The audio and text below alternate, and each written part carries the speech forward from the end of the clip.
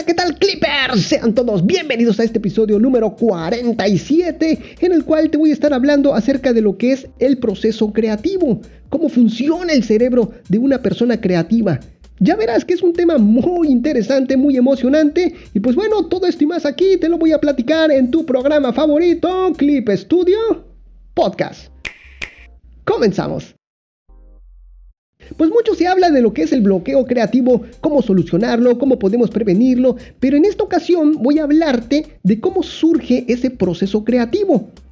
Porque quizás entendiéndolo podamos prevenir o potenciar algunos aspectos de este complicado proceso, el cual nos ayudará a enfocarnos mejor a la hora de estar elaborando nuestra más grande obra. Así que pasemos a ver qué es el proceso creativo. La creatividad es la capacidad de crear nuevas ideas o conceptos, de nuevas asociaciones entre ideas y conceptos conocidos, que habitualmente producen soluciones originales.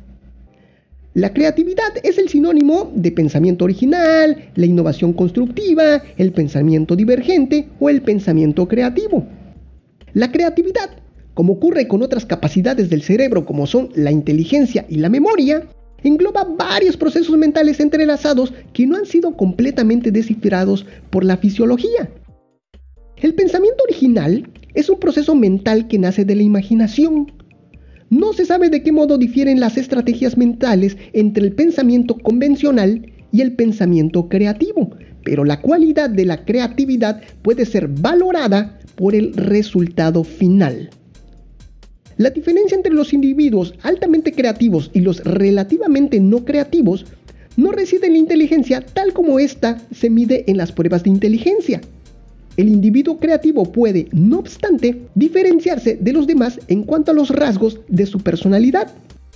Hay desde luego muchas expresiones que en general se han comprobado que el individuo creativo suele ser introvertido, necesita largos periodos de soledad, parece tener poco tiempo para lo que él llama trivialidades de la vida cotidiana y de las relaciones sociales. Los individuos creativos suelen ser emocionalmente intuitivos y estar más interesados por el significado abstracto del mundo exterior que por su percepción sensitiva. Los individuos creativos muestran a menudo dificultades para relacionarse con las demás personas y suelen eludir los contactos sociales. A menudo muestran inclinación a considerar que la mayoría de la gente normal es corta, así como a tendencias de dominio sobre los demás, lo que los aleja de establecer relaciones humanas en un grado de igualdad.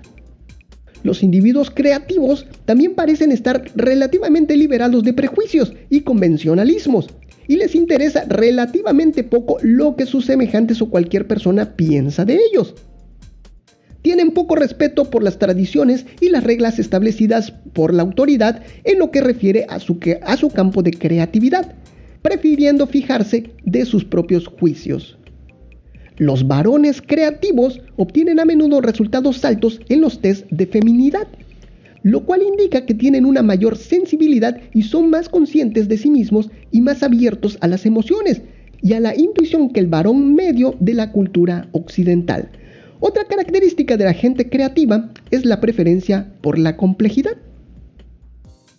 Entre individuos de personalidad creativa pueden distinguirse a grandes rasgos dos grupos distintos, el artístico y el científico. Las características fundamentales son las mismas en ambos, pero en general el artista es más dado que el científico a expresar su inconformidad tanto en su vida como en su trabajo. El artista informal es sencillo, pero el científico anticonvencional es relativamente raro. Los artistas y científicos creativos tienden incluso a ser más estables emocionalmente que las personas menos creativas, y cuando esto no sucede así, su inestabilidad se manifiesta en forma de ansiedad, depresión, recelo social o excitabilidad, algo parecido a una neurosis plenamente desarrollada. Entre los artistas y escritores, el genio se confunde y se relaciona a menudo con la locura. En esta característica de personas se manifiesta con expresiva frecuencia neurosis graves, adicciones a las drogas y al alcohol y diversas formas de locura. No existe mucha relación entre creatividad y cociente intelectual. Es compatible ser altamente creativo y tener una inteligencia normal, o poseer una gran inteligencia y carecer de capacidades creativas.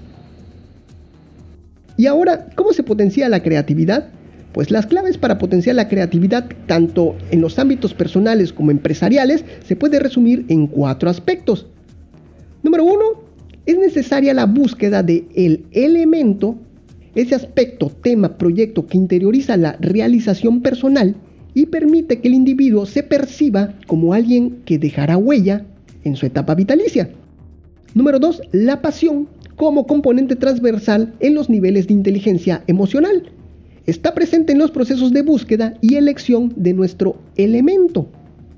Número 3. Conciencia, trabajo y control. Los procesos creativos se caracterizan por un nivel elevado de esfuerzo, planificación, reiteración y realimentación. Normalmente se ha asociado erróneamente de una forma unívoca la creación con la idea feliz instantánea y solamente al alcance de muy pocos.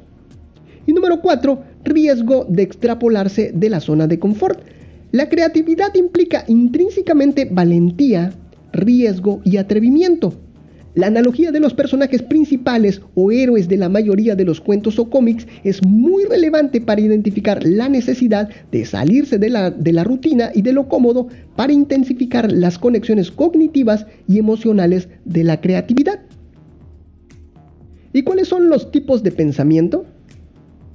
Existen tests para evaluar la creatividad, los cuales revelan la existencia de 2 estilos mentales básicos, el convergente y el divergente.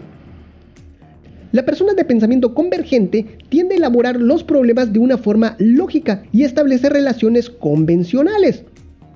Los que tienen un pensamiento divergente tienden a utilizar juicios ilógicos o marginales, buscando soluciones innovadoras. El sistema educativo escolar de Occidente favorece a los niños de inteligencia no creativa, el convergente, en detrimento del niño creativo. El niño creativo puede tener una personalidad no del todo deseable, es fácil que resulte tímido, reservado, poco inclinado a creer en todo momento en la palabra del profesor, prefiriendo seguir sus propias inclinaciones antes que atenerse a las limitaciones del programa de estudios. Por el contrario, el convergente es, por definición, una persona que se adecúa con facilidad al tipo de trabajo que existe en el apartado académico, sin poner en tela de juicio su orientación intelectual y pedagógica. Esta división entre los divergentes creativos y el convergente de mente convencional no es de todos modos absoluta.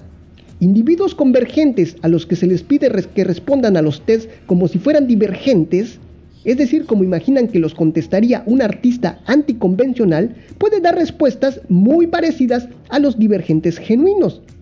Esto indica que si bien puede existir diferencias innatas e inalterables en los individuos en cuanto a su creatividad, la forma de pensar de los conformistas se debe no tanto a una incapacidad para el pensamiento original, como al temor de la posibilidad de parecer una persona extraña o rara, al miedo a perder la aprobación de la sociedad o una resistencia a fiarse de la intuición antes que la razón. Un componente importante de la creatividad es la independencia respecto a las opiniones de los demás.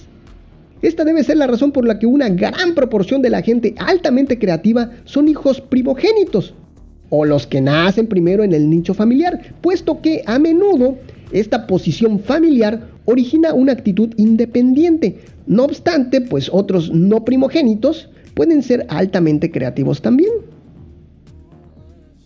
Ahora vamos a ver la relación entre creatividad e inteligencia. Se ha estudiado la relación entre creatividad e inteligencia y se ha definido durante mucho tiempo que existe una correlación entre ambas, pero no es así por las siguientes razones. Parecería más probable que se dieran individuos creativos entre personas con un cociente intelectual elevado que entre personas de cociente intelectual bajo, pero no todos los sujetos inteligentes son creativos. Una creencia, y recalco aquí creencia, sugiere que los zurdos, cuyo hemisferio cerebral derecho suele estar más desarrollado, son más inteligentes o creativos que los diestros. Aunque hay un debate sin resolver dentro de la comunidad científica sobre cómo relacionar la inteligencia con la creatividad.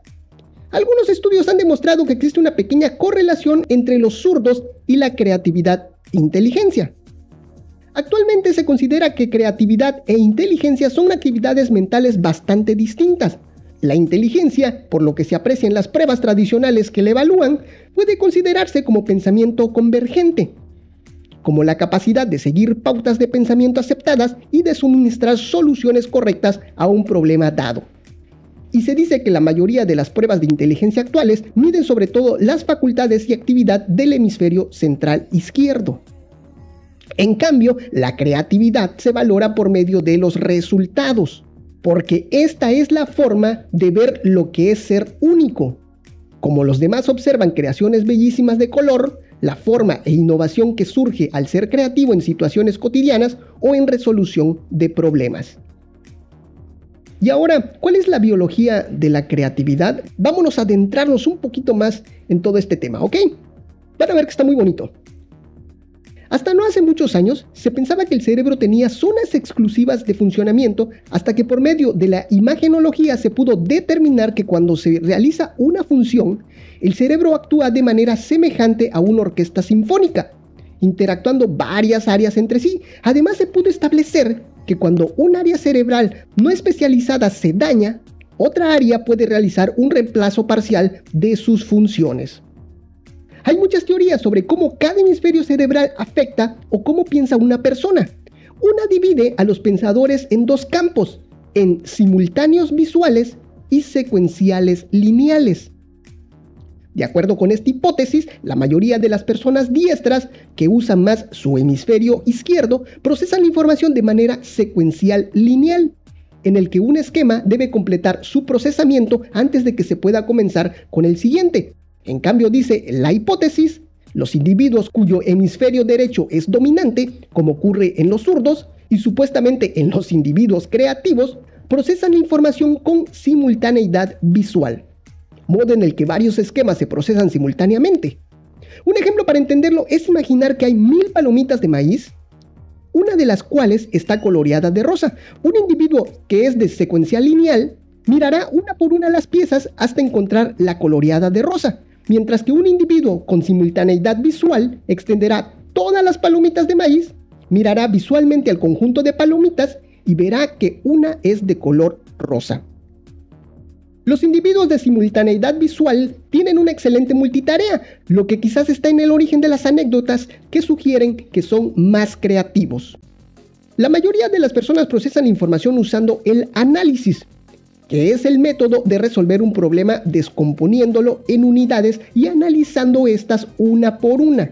En contraste, los individuos de simultaneidad visual y la mayoría de los zurdos procesan la información usando síntesis, en donde se resuelve un problema como un todo, intentando usar un método de relaciones para resolver el problema. Finalmente, estos modos de pensar no son un todo o nada. El estilo de procesamiento opera como un continuo donde algunas personas son más visualmente simultáneas y otras son más lineales secuenciales. Ya que no sabemos exactamente cómo funciona el cerebro humano, esta hipótesis sobre diferentes modos de procesamiento de la información deberá ser corroborada y descartada por investigaciones futuras. Estudiados por la neurobiología, los factores biológicos en su mayoría son debidos a la herencia. Así, la maduración mental sigue un ritmo establecido por los genes. Es muy importante la influencia del ambiente social y natural que afecta al individuo. La capacidad creadora puede considerarse como pensamiento divergente, como la capacidad de pensar de un modo original e innovador que se sale de las pautas aceptadas y logra encontrar distintas soluciones a un problema, incluso cambiando los planteamientos del problema. Del llamado pensamiento lateral o divergente, hoy por hoy es realmente muy poco lo que se sabe con certeza y más aún si lo comparamos con otros campos de la investigación psicológica. Se sabe, por ejemplo, que los dos hemisferios del cerebro, réplica uno del otro, están implicados en diferentes tipos de actividad. El hemisferio izquierdo, más activo en los diestros, está especializado principalmente en los procesos relativos de la inducción, la deducción y el lenguaje, mientras que el hemisferio derecho nos proporciona las facultades de la visión, la memoria visual, el sentido espacial, la apreciación de la forma, el color y la creatividad. Sin embargo, muchas áreas inexplicadas. Las relaciones anatómicas específicas entre las funciones intelectuales y los grupos de células del cerebro están todavía por definir. Los procesos de la memoria a corto plazo y la memoria a largo plazo, la conciencia del propio yo, el subconsciente, el superyo, el lóbulo frontal y la personalidad, las endorfinas y demás neurotransmisores, el pensamiento, por ejemplo, son tan complejos que es posible que su funcionamiento involucre a la totalidad del cerebro y no solo a una región determinada del mismo. Las investigaciones han demostrado que la innovación creativa requiere de la coactivación y comunicación entre regiones del cerebro que en la mayoría de personas están poco conectadas. Las personas muy creativas tienden a diferenciarse de otras en 3 puntos. Conocen muy bien a fondo esa actividad que realizan. Son capaces de utilizar el pensamiento divergente mediante el lóbulo frontal y son capaces de modular neurotransmisores tales como la noradrenalina y la dopamina en el lóbulo frontal. Así pues, parece que el lóbulo frontal es la parte del córtex más importante para la creatividad. El estudio también hizo hincapié en los vínculos entre el sueño, el estado de ánimo, adicciones y la depresión relacionados con la creatividad.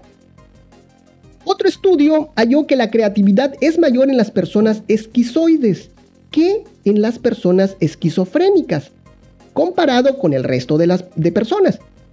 El pensamiento divergente se asocia con la actividad bilateral del córtex prefrontal.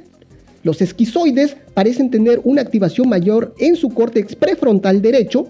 Este estudio establecía la hipótesis de que estos individuos tienen un mejor acceso a los 2 hemisferios, los cuales les permite hacer nuevas asociaciones a un ritmo más rápido. El trastorno esquizoide de la personalidad es una afección poco frecuente en la que las personas evitan las actividades sociales y continuamente evitan las interacciones con terceros. También tienen un rango de expresión emocional limitado. En cambio, lo que es la enfermedad, las personas esquizofrénicas, es una enfermedad mental grave que afecta la forma en que una persona piensa, siente y se comporta. Las personas con esquizofrenia pueden parecer como si hubieran perdido el contacto con la realidad. Esa es la diferencia. Y ahora, ¿cuáles son las características de las personas creativas? Bueno, se debe de aclarar que no existe ningún estereotipo del individuo creativo. Si bien todos presentan ciertas similitudes, y aquí va, número 1, ¿cuáles son estas similitudes? ¿Cuáles son estas características? Número 1 es, manifiestan una gran curiosidad intelectual. 2, disciernen y observan de manera diferenciada. 3, tienen en sus mentes amplia información que pueden combinar, elegir y extrapolar para resolver problemas. 4, demuestran empatía hacia la gente y hacia las ideas divergentes. 5, la mayoría puede ser introvertidos. 6, no están pendientes de lo que otros piensan sobre ellos y se hallan bastante liberados de restricciones e inhibiciones convencionales. Número 7. No son conformistas en sus ideas, pero tampoco anticonformistas. Son más bien auténticamente independientes. Número 8. Poseen capacidad de análisis y síntesis. Y número 9. Poseen capacidad de redefinición, es decir, para reacomodar ideas, conceptos, gente y cosas para transponer las funciones de los objetos y utilizarlas de maneras nuevas. ¿Y cómo se cuantifica la creatividad? Las variables más frecuentes utilizadas para medir la creatividad son: número 1, la fluidez, que es la capacidad para producir ideas y asociaciones de ideas sobre un concepto, objeto o situación. La flexibilidad es la capacidad para adaptarse rápidamente a las situaciones nuevas u obstáculos imprevistos, acudiendo a nuestras anteriores experiencias y adaptándolas al nuevo entorno. La originalidad es la facilidad para ver las cosas de forma única y diferente. La elaboración, que es el grado de acabado, es la capacidad de hacer posible construir cualquier cosa partiendo de una información previa. La sensibilidad es la capacidad de captar los problemas, la apertura frente al entorno, la cualidad que enfoca el interés hacia personas, cosas o situaciones externas al individuo. La redefinición es la habilidad para entender ideas, conceptos u objetos de manera diferentes a como se había hecho hasta entonces, aprovechándolos para fines completamente nuevos. La abstracción se refiere a la capacidad de analizar los componentes de un proyecto y de comprender las relaciones entre estos componentes, es decir, extraer detalles de un todo ya elaborado. Y por último, la síntesis, que es lo opuesto a la abstracción. Es la capacidad de combinar varios componentes para llegar a un todo creativo. Es decir, es un proceso que, partiendo del análisis de los elementos de un problema, es capaz de crear nuevas definiciones concluyentes de la realidad del asunto estudiado. Y ya por último, para terminar este tema, que está bastante interesante, ¿cuáles son las fases de la creatividad? Pues bueno, resulta que Graham Wallace, en su trabajo El arte del pensamiento, publicado en 1926, presentó uno de los primeros modelos del proceso creativo. El modelo de Wallace, los enfoques creativos e iluminación eran explicados en un proceso consistente de 5 etapas. Y es número 1, la preparación, que es el preparatorio sobre un problema en el cual se enfoca la mente y explora sus dimensiones. La incubación. El problema es interiorizado en el hemisferio derecho y parece que nada pasa externamente. Ya de ahí viene la fase de intimación. La persona creativa presiente que una solución está próxima. En muchas publicaciones, el modelo de Wallace es modificado en 4 etapas, donde la intimación es visto como una subetapa. Ya de ahí viene la fase de iluminación o insight, cuando la idea creativa salta del procesamiento interno al consciente. Ya de ahí viene la fase de verificación, cuando la idea es conscientemente verificada, elaborada y luego aplicada. Ha habido algunas investigaciones que buscan aclarar si el periodo de incubación, implicando un periodo de interrupción o descanso del problema, ayuda a la solución creativa del problema. Ward, otro científico, ha barajado varias hipótesis de por qué un periodo de incubación ayudaría. Algunas evidencias son coherentes con la hipótesis y demuestran que la incubación ayuda a olvidar falsas pistas. La ausencia de la incubación puede llevar al solucionador a estancarse en estrategias inapropiadas. Aunque esta idea entra en conflicto con la anterior hipótesis de que las soluciones creativas salen misteriosamente del inconsciente cuando el consciente está ocupado en otras tareas. Wallace consideraba la creatividad como parte del legado del proceso evolutivo, el cual permitió a los humanos adaptarse rápidamente a los entornos cambiantes. Y hasta aquí lo que es este tema interesante, que la verdad, honestamente, el tema de este episodio iba a ser el bloqueo de la creatividad. Pero me fui adentrando un poquito y dije, pues bueno, antes de enfocarnos en lo que es el bloqueo de la creatividad, del proceso creativo, vamos a investigar qué es el proceso creativo. Y esto me llevó a toda esta información, la cual lo saqué ahí de la Wikipedia. Todo esto lo pueden leer ahí en la Wikipedia, lo pueden corroborar. Y se me hizo súper interesante ver todo esto. Y como les dije en un principio, conociendo lo que es este proceso creativo, muy bien podríamos prevenir o potenciar alguno de los aspectos de este complicado proceso, ¿no? Y pues bueno, lo que sí, para el siguiente programa, para el episodio número 48, ahí sí voy a hablar de todo este bloqueo creativo, qué lo provoca, cómo superarlo, cómo prevenirlo y muchas cosas más. Bueno, pues toda esta información espero que les haya gustado, espero que les haya servido y ahora ya sabemos un poquito más acerca, tanto filosóficamente como a nivel de investigación científica, cómo funciona el proceso creativo. Muy bien, pues hasta aquí el final del programa. Pero no me despido sin antes recordarte que me sigas en las redes sociales, que compartas este programa, que nos valores ahí en iTunes o en cualquiera de las plataformas que admitan lo que es la valoración de tu programa favorito. Un saludo para ti, un saludo para tu mascota, un saludo para toda tu familia y un saludo hasta para el vecino, claro que sí. Y si quieres que te saludemos, lo único que tienes que hacer es escribirnos, arrobarnos, mencionarnos, etiquetarnos en cualquiera de las redes sociales. Recuerda que estoy como Clip Studio Podcast en absolutamente todos lados. Y también podemos compartir tu arte si es que así tú lo deseas, por supuesto. Y ahora sí, vámonos con la sección más querida, más extrañada de este programa, que es la sección de saludos a la comunidad con nuestro gran amigo Clippy. Hola, ¿qué tal, Clippy? ¿Cómo estás? ¡Hola, Belén! Bien, muchas gracias. Ya te extrañaba, amigo, ¿eh? Yo Yo también, Balam, muchísimo. Muy bien, pero pues dan los saludos de una vez antes que se alargue todavía más este programa y platicamos un ratito. ¿Qué te parece? ¡Claro que sí!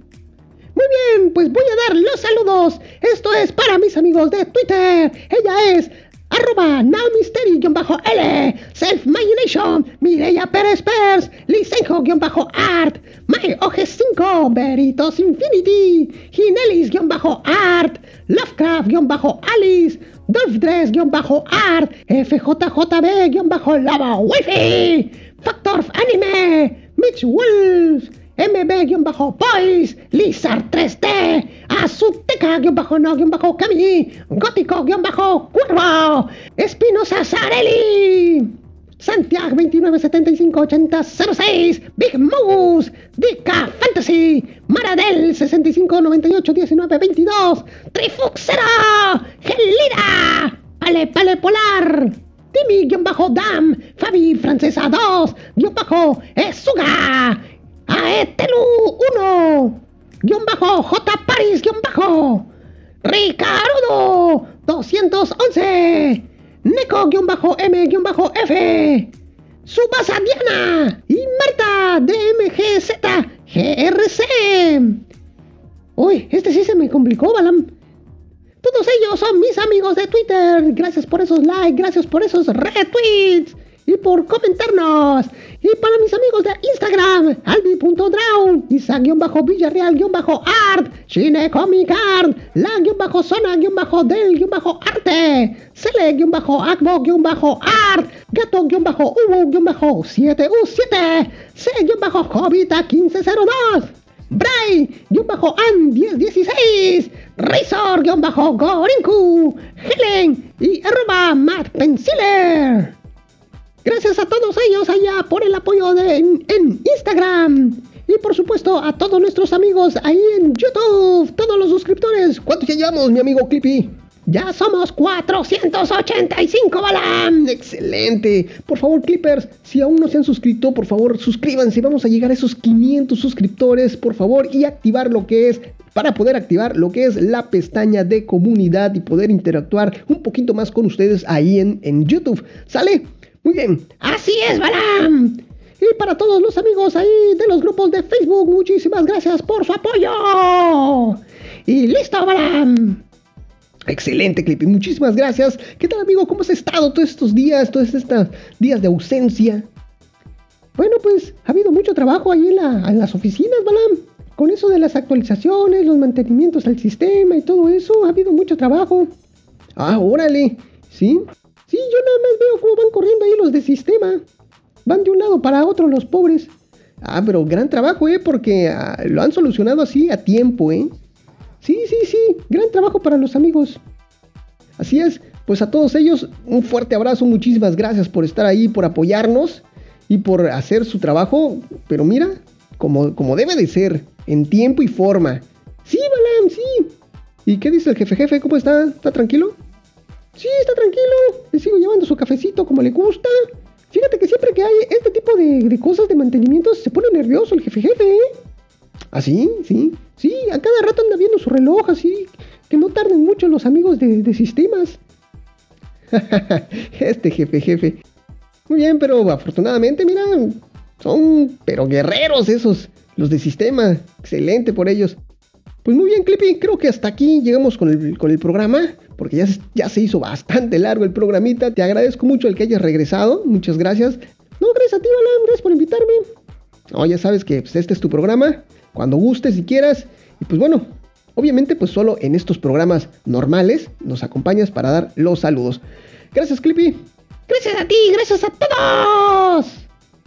Excelente, muy bien. Pues sí, pues muchas gracias a todos ustedes y no me queda más que agradecerte a ti, Clipper, por permitirme acompañarte de alguna forma en esos momentos mágicos.